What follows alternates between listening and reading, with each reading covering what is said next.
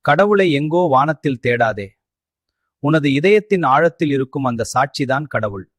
உன்னை நீயே வழிபடு, அதுவே மிகச்சிறந்த வழிபாடு.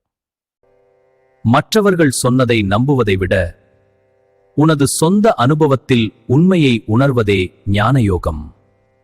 ஞானிக்கு தூசிக்கும் தங்கத்திற்கும் வித்தியாசமில்லை.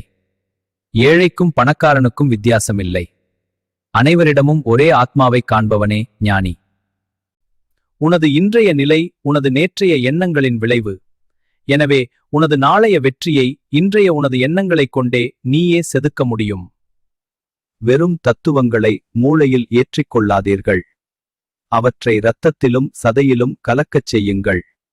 ஒரு வீரன் போர்க்களத்தில் எப்படி துணிச்சலுடன் நிற்கிறானோ அப்படியே ஒரு இளைஞன் வாழ்க்கையின் போராட்டங்களுக்கு இடையே தனது ஆத்ம சக்தியை உணர்ந்து நிற்க வேண்டும்.